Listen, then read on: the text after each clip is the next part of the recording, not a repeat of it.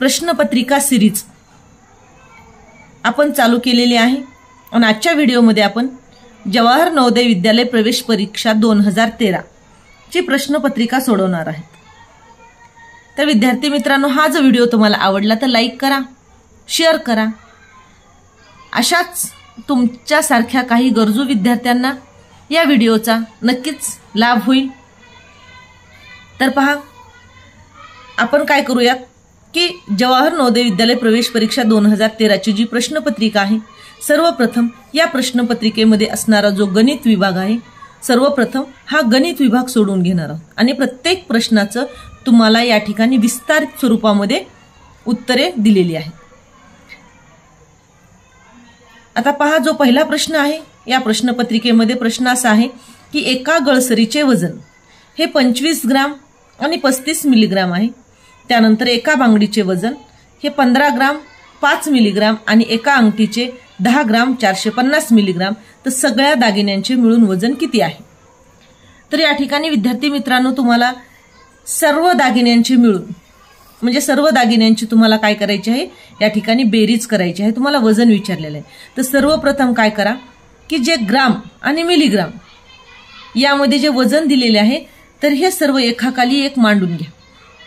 तर पहा, या ठिकाणी सर्वप्रथम एका गळसरीचे वजन 25 ग्राम 35 मिलीग्राम आहे। त्यानंतर बांगडीचे वजन 15 ग्राम 5 मिलीग्राम आहे।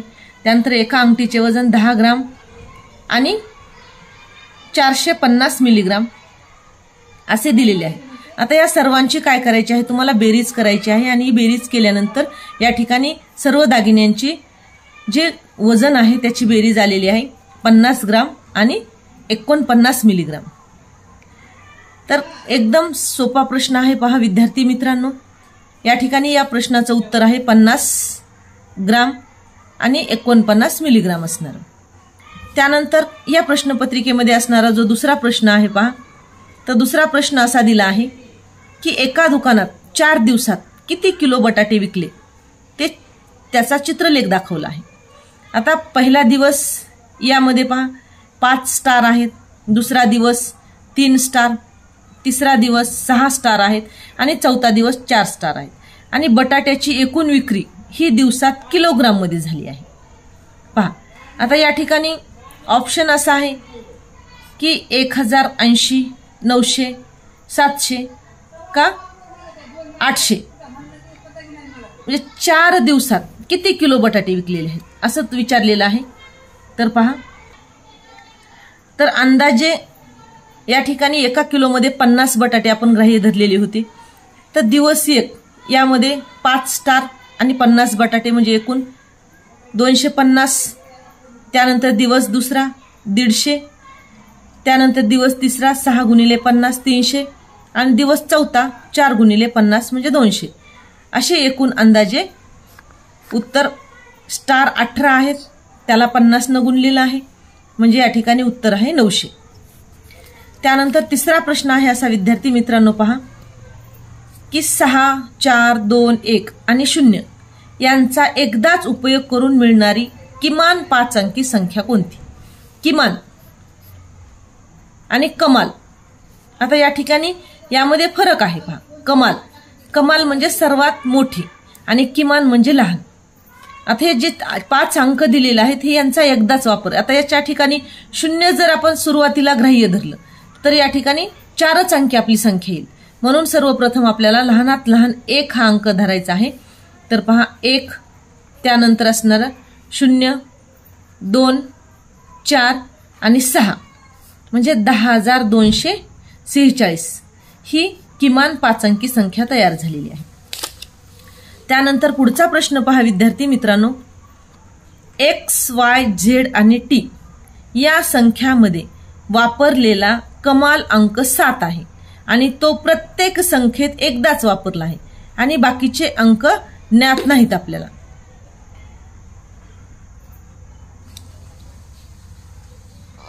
पहा, स्टार दिलेले आहे 7ची किंमत, म्हणजे X या ठिकाणी शतक स्थानावर 7 हा अंक आहे।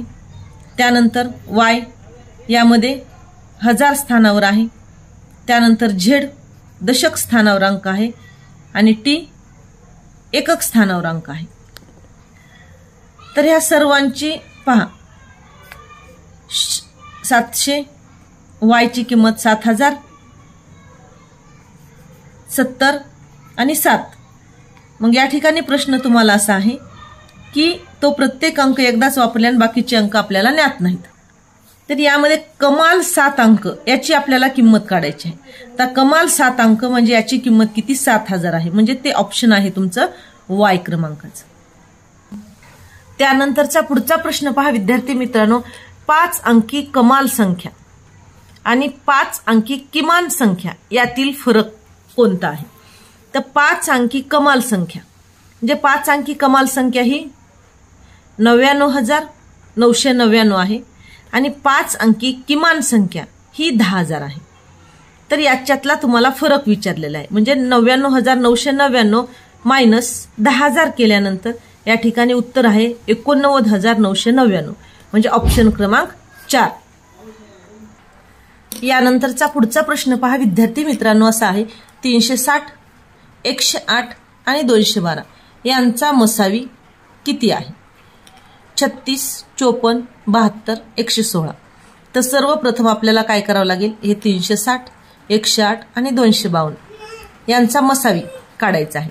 तर ह्या 3 संख्येला या ठिकाणी 2 भाग दिल्यानंतर 180, 54, 126 ही संख्या उरलेली आहे. त्यानंतर पुन्हा 2 भाग दिल्यानंतर 90, 27, 63.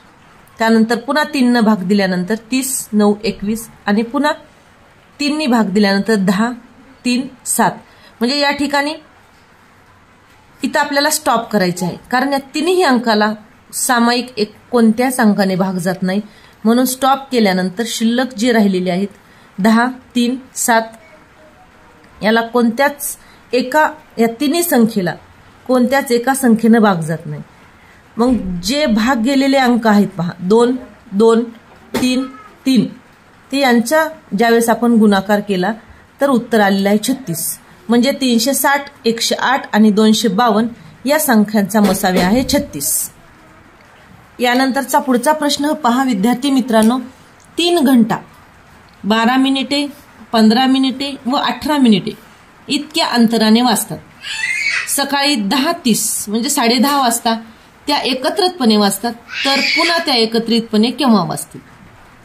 तर सर्वप्रथम आपल्याला काय करायचे आहे? या 3 घंटा आहेत 12 मिनिटे 15 मिनिटे आणि 18 मिनिटे यांचा आपल्याला लसावी काढून घ्यायचा आहे. पहा तर या तिघांचा लसावी काढायचा आहे. 12, 15, 18 यांचे जे अवयव आहेत पहा की 2 गुणिले 3 गुणिले 2 गुणिले 5 गुणिले 3 म्हणजे या सर्वांचा गुणाकार केल्यानंतर 180 मिनिटे आलेला आहे. 180 मिनिटे म्हणजेच 3 तास. आणि आपल्याला त्यानंतर पुढची वेळ काढायची आहे. ती पुढची वेळ अशी आहे की सकाळी 10:30 वाजता जो घंटा एकत्रित वाजले आहे आणि आता आपल्याला त्यामध्ये हे 3 तास मिसळायचे आहेत.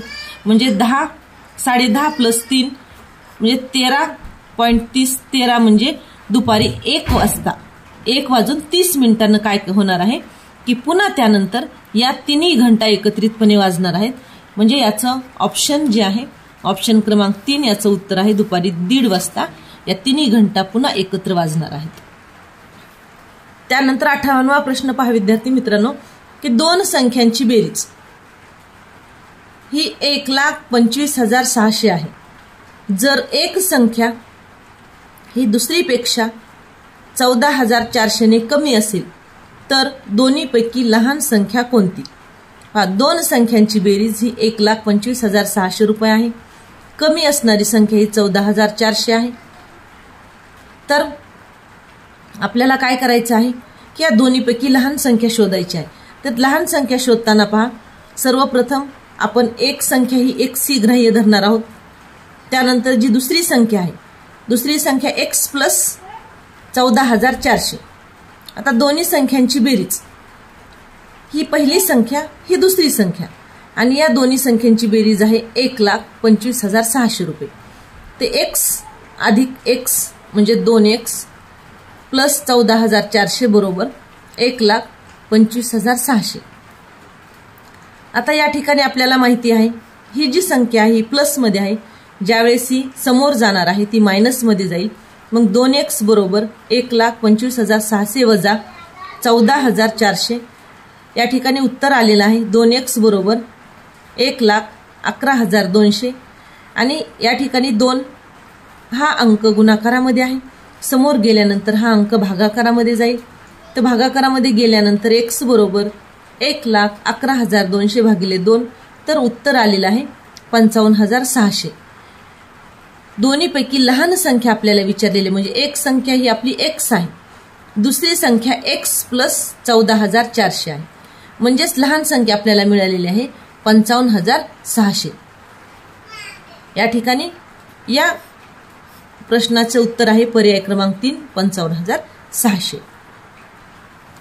पुढचा प्रश्न पहा विद्यार्थी मित्रांनो, 150 गुणिले 100 गुणिले 5 गुणिले 4 अधिक 700 ची किंमत किती? जनरली आपण जर ओव्हरलुक केलं तर इथं गुणाकारामध्ये 0 अंक दिसला म्हणजे एकदम आपलं माइंड आपल्याला असं म्हणणार आहे की याचं उत्तर 0 असू शकतं, परंतु जर चिन्हाचा विचार केला तर इथं प्लस ही संख्या आहे.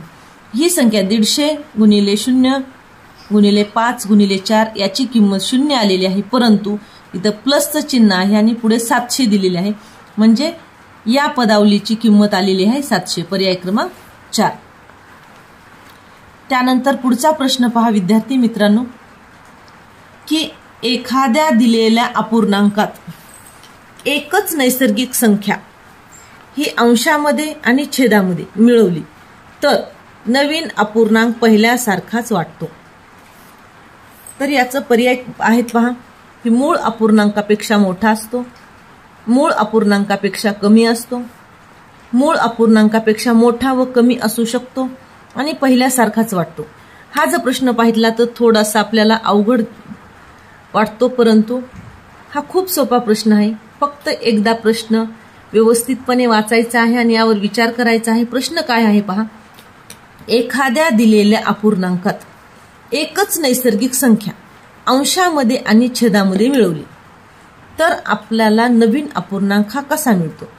तर पहा, अपूर्णांकाचा अंश आणि छेद यांच्यामध्ये समान एकच नैसर्गिक संख्या जोडल्यास नवीन अपूर्णांक हा मूळ अपूर्णांकापेक्षा मोठा किंवा कमी असू शकतो. हे त्या अपूर्णांकाच्या मूल्यावर अवलंबून आहे.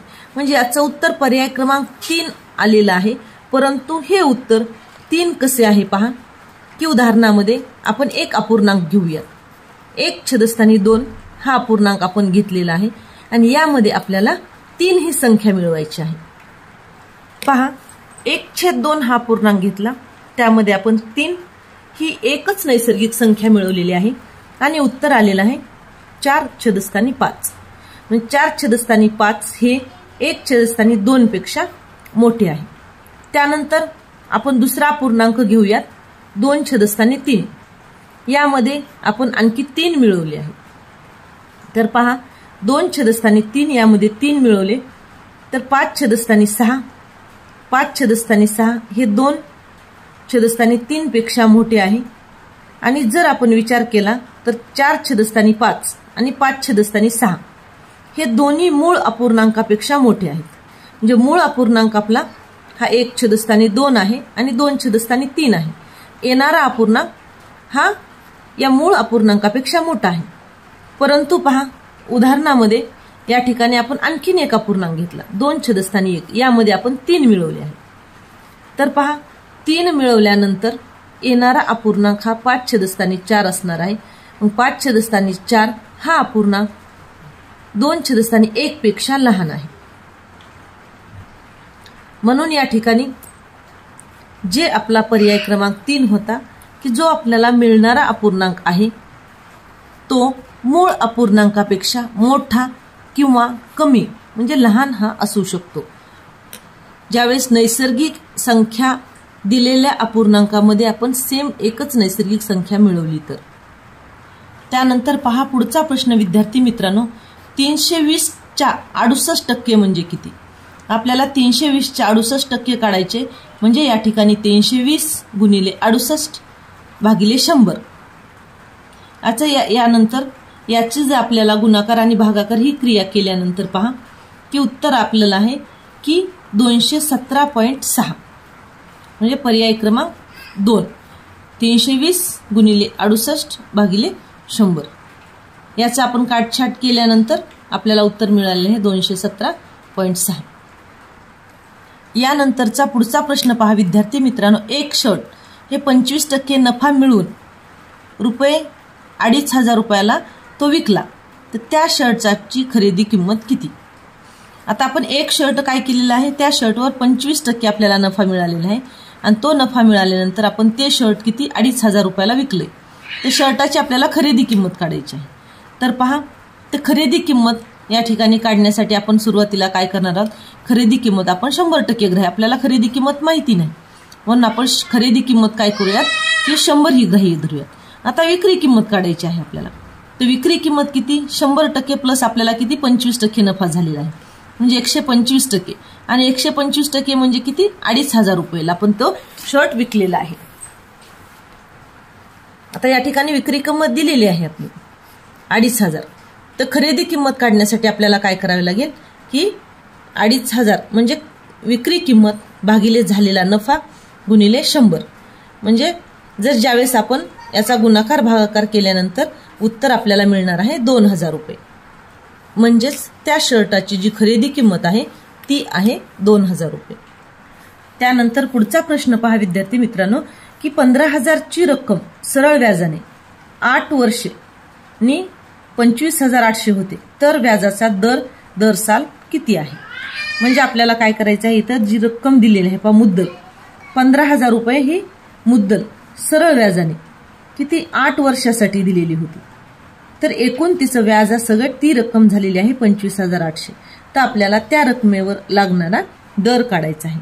तर सर्वप्रथम पहा आपल्याला काय करायचं आहे की मुद्दल ₹15,000, एकूण रक्कम सध्या मिळालेली म्हणजे रास त्याची ₹25,800, मुदत ही आहे 8 वर्ष आणि आपल्याला व्याजाचा दर काढायचा आहे. तर सर्वप्रथम आपण काय करूयात की सरळ व्याज काढून घेऊयात. तर सरळ व्याज बरोबर एकूण रक्कम मायनस मुद्दल 25,800 वजा 15,000. मग सरळ व्याज आपल्याला त्या किमतीवर किती मिळालेले आहे की 10,800. मग सरळ व्याजाचं सूत्र पहा, सरळ व्याज बरोबर मुद्दल गुणिले दर गुणिले काळ भागिले 100. या ठिकाणी सरळ व्याज आहे ₹10,800, मुद्दल आहे आपलं 15,000, दर आपल्याला काढायचा आहे आणि काळ 8 वर्षासाठी ₹15,000 ही रक्कम दिलेली आहे आणि भागिले 100. ज्यावेळेस आपण या ठिकाणी याचा गुणाकार भागाकार सर्व क्रिया केल्यानंतर काटछाट केल्यानंतर आपल्याला उत्तर किती मिळते 9%. म्हणजे 9% दरानं ज्यावेळेस ही ₹15,000 रक्कम दिलेली होती तर ₹25,800 एकूण आपल्याला रक्कम मिळालेली आहे. तर पहा विद्यार्थी मित्रांनो, जो पुढचा प्रश्न आहे तो असा आहे की 35.624 वजा 26.510 या मांडणीला 14 ने भागल्यावर भागाकार येतो. आता सर्वप्रथम आपल्याला काय करायचे आहे, इथं वजाबाकी क्रिया करायची आहे. वजाबाकी क्रिया केल्यानंतर उत्तर आपल्याला मिळते 9.114 आणि हे 9.114 उत्तर आलेलं आहे आणि या उत्तराला आपल्याला 14 ने भाग द्यायचा आहे आणि 14 ने भाग दिल्यानंतर या ठिकाणी भागाकार हा 0.651 आलेला आहे. पहा या ठिकाणी मी भागाकार सुद्धा केलेला आहे. म्हणजे या प्रश्नाचे जे उत्तर आहे पर्याय क्रमांक 2. त्यानंतर पुढचा प्रश्न विद्यार्थी मित्रांनो पहा की पहिल्या 10 नैसर्गिक विषम संख्यांची बेरीज किती आहे? पहिल्या 10 नैसर्गिक विषम संख्या. आता या ठिकाणी आपल्याला 2 पद्धतीने काढता येते. कोणत्याही n नैसर्गिक विषम संख्यांची बेरीज हा त्याच संख्येचा वर्ग असते. मग पहिल्या 10 नैसर्गिक विषम संख्यांची आपल्याला बेरीज विचारलेली आहे. तर 10चा वर्ग केल्यानंतर उत्तर येत आहे 100. परंतु जर आपल्याला वाटते की हे उत्तर चुकलेलं आहे तर आपण ह्या पद्धतीने सुद्धा करून पाहू शकतो. पहिल्या 10 विषम संख्या 1, 3, 5, 7, 9, 11, 13, 15, 17, 19 यांची बेरीज सुद्धा ही 100 आहे. परंतु आपल्याला नवोदयमध्ये किंवा स्पर्धा परीक्षेमध्ये जर आपण ट्रिकनी उत्तरे काढली तर फास्ट आपल्याला त्याचं उत्तर मिळू शकते. मग n नैसर्गिक विषम संख्यांची बेरीज ही n चा वर्ग असते. मग 10चा वर्ग 100. त्यानंतरचा पुढचा प्रश्न आहे पहा, एक संख्या मालिका दिलेली आहे आणि या संख्या मालिकेमध्ये असणारं पुढचं पद आपल्याला शोधायचं आहे. 4, 7, 11, 18, 29. तर पहा 4 + 7 11, त्यानंतर 11 + 18 29 आणि 29 आणि 18 + 29 47. म्हणजे ही पहिली संख्या 4 + 7 11. त्यानंतर 11 + 18 29 आणि 18 + 29 47. म्हणजे एक एक पद आपण 4 + 7 11, 7 + 11 18, 11 + 18 29, 18 + 29 47. म्हणजे पुढचं उत्तर आहे या ठिकाणी 47. यानंतरचा पुढचा प्रश्न असा आहे पहा की 7 + 4/10 + 9/100 + 8/1000 याचे दशमान समकक्ष कोणती आहे? तर सर्वप्रथम आपल्याला काय करायचं आहे, जे ह्या 10, 100 आणि 1000 याचं रूपांतर दशांश अंकामध्ये करायचं आहे. पहा 4/10 याचं रूपांतर 0.4, कारण छेदस्थानी 1 0 आहे म्हणजे या ठिकाणी डावीकडून 1 अंक सोडून दशांश चिन्ह येणार आहे किंवा पॉइंट येणार आहे. त्यानंतर 9 छेदस्थानी 100, 2 0 आहेत म्हणजे 2 अंक सोडून पॉइंट, 3 0 आहेत म्हणून 3 अंक सोडून पॉइंट. आणि यानंतर आता आपल्याला 7, त्यानंतर 0.4, 0.09 आणि 0.08 यांची बेरीज केल्यानंतर उत्तर मिळते आहे 7.498. पर्याय क्रमांक 2. यानंतरचा पुढचा प्रश्न पहा की 64 मीटर गुणिले 36 मीटर मापाच्या आयताकृती शेताचे क्षेत्रफळ एका चौरसाकृती शेता इतके असेल तर त्या चौरसाकृती शेताची बाजू मीटरमध्ये आपल्याला काढायची आहे. आयताकृती शेताचे माप या ठिकाणी आपल्याला दिलेलं आहे 64 मीटर आणि 36 मीटर.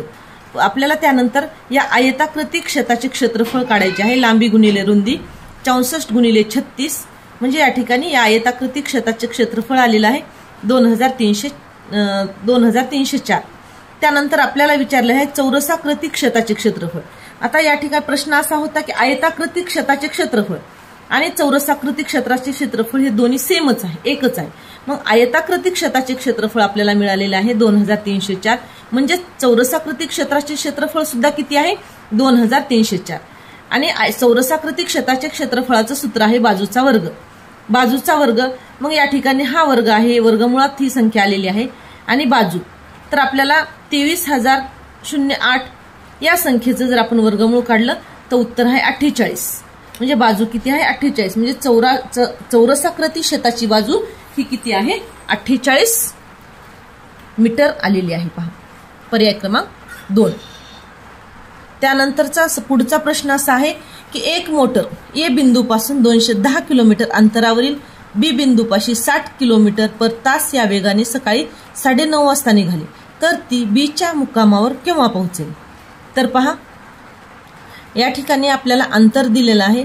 अंतर आहे 210 किलोमीटर, वेग दिलेला आहे 60 किलोमीटर पर आवर. आपल्याला माहिती आहे ज्यावेळेस अंतर आणि वेग माहिती असेल तर आपल्याला वेळ काढायची आहे.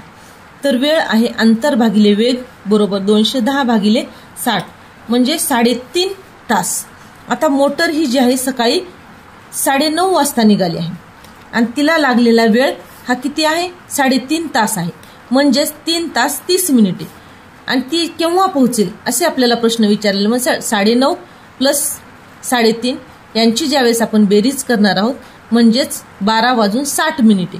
60 मिनिटे म्हणजे 1 तास म्हणजेच ती जी आहे ती दुपारी 1 वाजता या ठिकाणी पोहोचणार आहे. म्हणजे याचा पर्याय क्रमांक आहे 3 दुपारी 1 वाजता.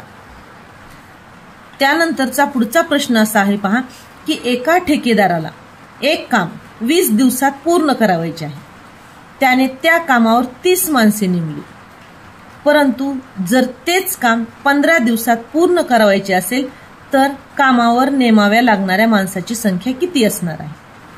प्रश्न पहा की काय केले की एक ठेकेदार आहे त्याला 20 दिवसात काम पूर्ण करायचे परंतु त्यानं काय केले कामावर 30 माणसे नेमलेली आहेत. म्हणजे एकूण माणसाचे दिवस 30 माणसे आणि 20 दिवस म्हणजे किती झालेले आहेत? या पूर्ण 30 माणसांचे कामाचे दिवस हे 600 दिवस झालेले आहेत. परंतु त्याला आता काय करायचं की 15 दिवसात ते काम पूर्ण करायचे आणि त्याला आवश्यक असणाऱ्या माणसाची संख्या काढायची आहे. म्हणजेच काय होईल की एकूण माणसाचे दिवस भागिले नवीन दिवस.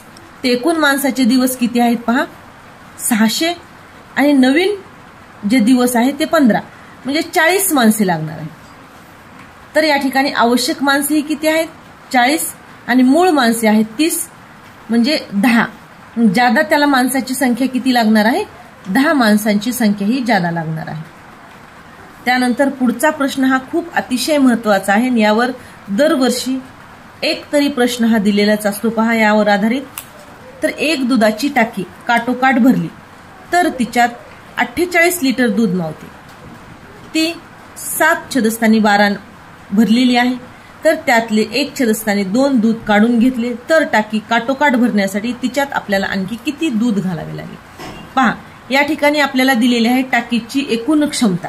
म्हणजे टाकीमध्ये किती लिटर दूध आहे? 48 लिटर. म्हणजे पूर्ण टाकी भरलेली असताना 48 लिटर या ठिकाणी दूध त्यामध्ये सामावते. आणि सध्या टाकीत असलेले दूध, आता सध्या टाकीत दूध किती आहे? 7 छेदस्थानी 12 आणि ती टाकी भरलेली आहे. म्हणजे 48 गुणिले 7 छेदस्थानी 12 म्हणजे 28 लिटर दूध आहे. आणि त्याच्यानंतर काय केलं की या 28 लिटर मधून, या 7/12 मधून 1 छेदस्थानी 2 लिटर आणखी दूध काढून घेतलेलं आहे. म्हणजे 28 लिटर दूध आहे, त्याच्यामधून 1 छेदस्थानी 2 दूध काढून घेतलेलं आहे. म्हणजेच या ठिकाणी किती शिल्लक राहिलेले आहेत?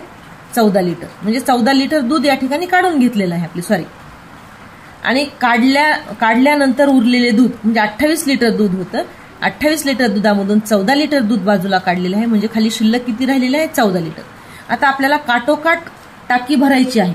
आपल्याला माहिती आहे की काटोकाट टाकी भरायची असताना 48 लिटर दूध मावते, परंतु शिल्लक किती आहे? 14. मग 48 मधून ज्यावेळेस आपण 14 ही संख्या वजा करणार आहोत तो शिल्लक राहिलेला आहे 34 लिटर. मग ज्यावेळेस आपल्याला 14 लिटर दूध त्या टाकीत आहे, टाकी पूर्ण भरायची आहे, म्हणजे 34 लिटर दूध आणखी मिसळल्यानंतर 48 लिटर दूध त्यामध्ये होणार आहे. यानंतरचा पुढचा प्रश्न पहा. कपड्याचे वेगवेगळे प्रकार हे पुढील दराने उपलब्ध आहेत. 460 रुपयाला 23 मीटर कापड आहे. 912 रुपयाला 38 मीटर कापड आहे. 375 रुपयाला 15 मीटर कापड आहे आणि 396 रुपयाला 18 मीटर कापड आहे. तर वरीलपैकी सर्वात स्वस्त कापड कोणते? तर आपल्याला सगळ्यात पहिल्यांदा काय करावं लागेल? 1 मीटरची किंमत ही काढून घ्यावी लागणार आहे. तर पहा 460 रुपयाला 23 मीटर कापड म्हणजे 1 मीटरची किंमत किती? 460 भागिले 23 म्हणजे 20 रुपये मीटर. त्यानंतर 912 रुपयाला 38 मीटर कापड म्हणजे 1 मीटर कापडाची किंमत 24 मीटर.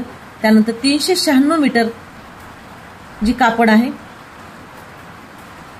तर 396 रुपयाला 18 मीटर कापड आहे. तर 1 मीटर कापडाची किंमत आहे 22 रुपये आणि 375 रुपयाला 15 मीटर कापड आहे तर 1 मीटरचे आहे 25 रुपये मीटर. तर सगळ्यात स्वस्त कापड कोणतं आहे? मग 1 मीटरची किंमत जी 20 रुपये आहे. पर्याय क्रमांक 1 460 रुपयाला 23 मीटर कापड म्हणजे 1 मीटर कपड्याची किंमत ही 20 रुपये आहे. त्यानंतरचा पुढचा प्रश्न पहा. हा पण खूप अतिशय महत्वाचा प्रश्न आहे नवोदयच्या परीक्षेसाठी. पंकजला चारूपेक्षा 15 गुण कमी मिळाले. पहा पंकजला चारूपेक्षा काय झालेले आहेत? 15 गुण कमी मिळाले आणि चारूला कांतापेक्षा 5 गुण जास्त मिळाले आणि तिघांचे मिळून 112 गुण आहेत.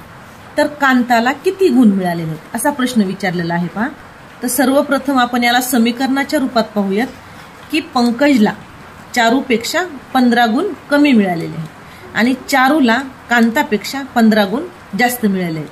म्हणजे पंकजला पी हे ग्राह्य धरू, चारूला सी आणि कांताला के. मग पंकज, चारू आणि कांता यांच्या गुणांची बेरीज ही 112 आहे.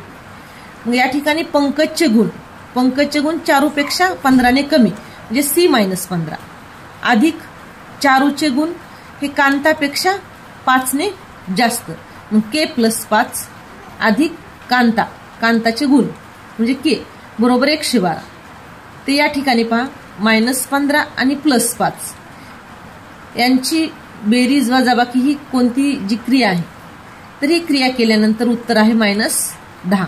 म्हणजे -15 मधून +5 गेल्यानंतर शिल्लक राहिले -10 आणि के म्हणजे 2K आणि सी जशाला तसे. मग सी -10 + 2K बरोबर 112. मग सी + 2K इथं -10 आहेत, समोर गेल्यानंतर हे +10 मध्ये कन्वर्ट झालेले आहेत. मग सी + 2K बरोबर 122. तर पहा की सी जे आहे सी म्हणजे चारूचे गुण, हे चारूचे गुण किती आहेत? के प्लस 5. मग आपण चारूचे गुण ऍड करणार आहोत. के प्लस 5 अधिक 2k बरोबर 122. मग या ठिकाणी आता 2k अधिक 1k हे 3k झालेले आहेत आणि प्लस 5 बरोबर 122. आता 3k बरोबर 122 मायनस 5, कारण ही संख्या प्लस मध्ये आहे, समोर गेल्यानंतर मायनस मध्ये झाली. 3k बरोबर 117. त्यानंतर k ही 3 हा अंक गुणाकारामध्ये आहे, समोर गेल्यानंतर तो अंक भागाकारामध्ये झाला आणि k बरोबर 39 हे उत्तर आले. आणि आपल्याला प्रश्नामध्ये विचारले कांताचे गुण म्हणजे k चे गुण बरोबर आलेलं आहे. कांताचे गुण हे 39 आहेत. त्यानंतर या प्रश्नपत्रिकेमध्ये असणारा गणित या विभागातील शेवटचा प्रश्न असा आहे की वर्गातील मुलांचे छंद स्तंभालेखा दाखवले आहेत. खेळ, वाचन, गायन, चित्रकला आणि नृत्य. आणि प्रश्न असा विचारलेला आहे की 30 पेक्षा जास्त आणि 50 पेक्षा कमी मुलांना आवडणारे क्षेत्र कोणते आहे किंवा मुलांना कोणत्या क्षेत्रात आवड आहे. पहा, या ठिकाणी मी अंडरलाईन केलेले आहे, चौकोन केलेला आहे. 30 पेक्षा जास्त आणि 50 पेक्षा कमी हे एकच क्षेत्र आहे, ते म्हणजे गायन. तर या ठिकाणी उत्तर आहे गायनाची आवड असणारे मुलं, 30 पेक्षा जास्त आणि 50 पेक्षा कमी असणारे. तर अशा पद्धतीने विद्यार्थी मित्रांनो, आजच्या या व्हिडिओमध्ये मी तुम्हाला 2013ची प्रश्नपत्रिका सोडवून दिलेली आहे. लगेच तुम्हाला 1-2 दिवसामध्ये पुढची प्रश्नपत्रिका सोडवून मिळणार आहे. तुम्हाला व्हिडिओ आवडला लाईक करा, शेअर करा आणि या माझ्या चॅनलला तुम्ही नवीन असाल तर सबस्क्राईब करा आणि अशाच तुमच्यासारख्या गरजू तुमच्या मित्रांना हा व्हिडिओ पाठवा, म्हणजे त्यांना सुद्धा याची मदत होईल. धन्यवाद.